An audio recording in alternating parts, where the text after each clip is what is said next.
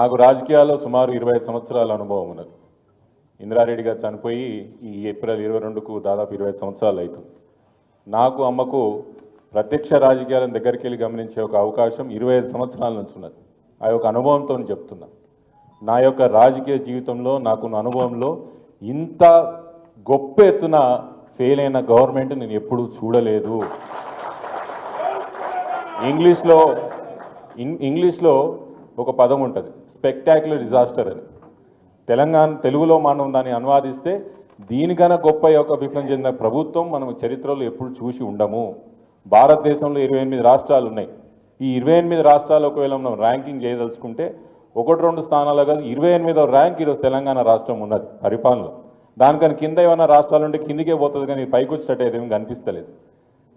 ఎప్పుడన్నా రాజకీయాలు ఉన్న వాళ్ళు ఎవరైనా కూడా అధికారాన్ని లాస్ట్ గంట కూడా ఉంటే దాన్ని ఎంజాయ్ చేసి వద్దామని రాజకీయ నాయకులు అనుకుంటారు. నాయకుల యొక్క మనస్థితి, వాళ్ళ యొక్క స్వభావం, ఆలోచన స్వభావం అట్లుంటుంది. కానీ ఇదేం విచిత్రమో, తెలంగాణ రాష్ట్రంలో ఇంకా 3.5-4 సంవత్సరాలు ఉండంగా కూడా కాంగ్రెస్ పార్టీలో చేరిన వాళ్ళే కానీ, కాంగ్రెస్ పార్టీలో ఉన్న వాళ్ళే కానీ ఈ యొక్క పార్టీతో రాష్ట్రానికి కానీ ప్రజలకి కానీ ఏం మంచి జరగదు. కేసీఆర్ గారు బీఆర్ఎస్ పార్టీతోనే తెలంగాణ రాష్ట్రానికి మంచి జరుగుతుందని 3.5-4 సంవత్సరాలు అధికారంలో ఉండంగా కూడా, పార్టీ అధికారం ఉండంగా కూడా పెద్దలు శ్రీరామ్ రెడ్డి గారే కానీ, నరోత్తం రెడ్డి గారే కానీ ఈ పార్టీతో ఏమీ కాదు, ఈ నాయకులతో ఏమీ కాదు, మేము మళ్ళీ కేసీఆర్ గారితో పనిచేయడానికి వస్తున్నారంటే ప్రజల్లో ఈ కాంగ్రెస్ పార్టీ పట్ల ఎంత వ్యతిరేకత ఉన్నదని ఒక్కసారి ఆలోచన చెయ్యండి.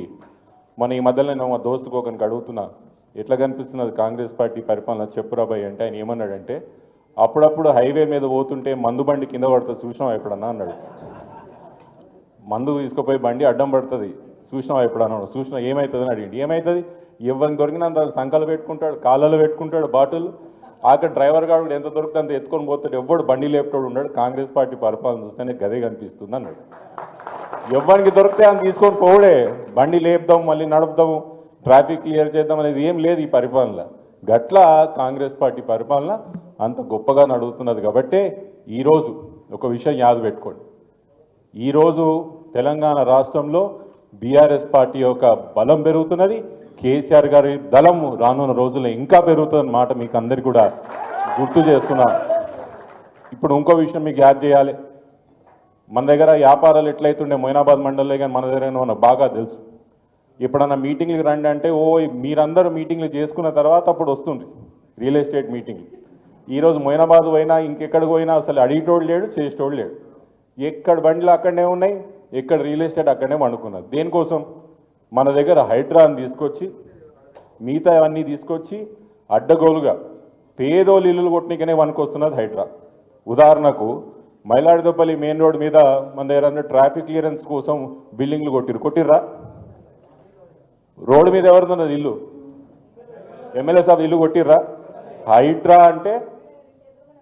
హైడ్రా అంటే కాంగ్రెస్ వాళ్ళ ఆస్తులు కనపడవు, పేదోళ్ళ ఆస్తులు కనిపిస్తాయి. మళ్ళీ ఎమ్మెల్యే సాబ్ 4 సార్లు గెలిచిండు, ఆపాలి కదా. బయటకు వచ్చి వీళ్ళందరూ నాకు ఓట్లు వేసిన వాళ్ళే, వీళ్ళందరూ బిల్డింగ్ కొట్టొద్దని చెప్పారు కదా. ఎమ్మెల్యే సాబ్ ఇల్లుకు మాత్రం ఏం కాదు హైడ్రాకి ఎమ్మెల్యే సాబ్ ఇల్లు కనిపించదు. పేదోళ్ళు కట్టుకున్న ఇల్లులు, పేదోళ్ళు కట్టుకున్న వ్యాపారాలన్నీ కూడా కొట్టిపోయినరు. హైదరాబాద్ అసెట్ ప్రొటెక్షన్ అంట దాని పేరు. హైదరాబాద్ అసెట్ ప్రొటెక్షన్ కాదు, అది కాంగ్రెస్ పార్టీ వాళ్ళు అసెట్ ప్రొటెక్షన్ కోసం తీసుకొచ్చారు. అందుకే రామన్న గారికి నేను అప్పుడప్పుడు చెప్తుంటా, వీళ్ళు హైదరాబాద్ అసెట్ ప్రొటెక్షన్ అని హైడ్రా ఇట్లా తీసుకొచ్చిండ్రో, కాంగ్రెస్ వాళ్ళు కబ్జా పెట్టిన ప్రాపర్టీలన్నీ తిరిగి తీసుకొని మేము కోబ్రా తీసుకొస్తాం. కాంగ్రెస్ పార్టీ నుంచి కబ్జాలైనా, కాంగ్రెస్ పార్టీ వాళ్ళు ఆక్రమించిన భూములన్నీ తిరిగి రికవర్ చేసుకోవడానికి మేము కోబ్రా తీసుకొస్తాం. వాళ్ళు హైడ్రా తెచ్చిర్రు, మేము కోబ్రా బరాబర్ తీసుకొచ్చి మాత్రం ఈ కాంగ్రెస్ వాళ్ళు ఎన్ని కబ్జాలు చేస్తున్నారో మాకు తెలుసు. గ్రౌండ్ లెవెల్లో పై స్థాయి నుంచి ముఖ్యమంత్రి గారు కుటుంబ సభ్యులు ఎన్ని భూముల అగ్రిమెంట్లు చేసుకుంటున్నారు, ఎన్ని కబ్జాలు చేస్తున్నారు, ఎంత బెదిరిస్తున్న విషయం మాకు తెలుసు. ముమ్మాటికి మేము అధికారంలోకి వస్తాం. 3 సంవత్సరాల తర్వాత అధికారంలోకి వచ్చిన తర్వాత కాంగ్రెస్ పార్టీ వాళ్ళు ఎక్కడెక్కడైతే కబ్జాలు పెట్టిర్రో, హైడ్రాన్ వాడుకొని ఎక్కడెక్కడైతే ప్రజలను బెదిరించి ఎవరైతే ఆస్తులు కొలగొట్టిర్రో, మేము అన్నీ కూడా అప్పుడు అసెట్ రికవరీ అన్నీ కూడా చేసి అప్పుడు న్యాయం ఏందో మేము చూపిస్తామని మనవి చేసుకుంటూ, రాయంద నియోజకవర్గంలో కానీ, చేవల నియోజకవర్గంలో కానీ రామన్న మీకు మాటిస్తున్నా, ఎప్పుడు ఎన్నికలు వచ్చినా కూడా ఈ 2 నియోజకవర్గాలు ముమ్మాటికి బీఆర్ఎస్ జెండా ఎగురుతుంది, కేసీఆర్ గారి నాయకత్వం నిలబడుతుంది.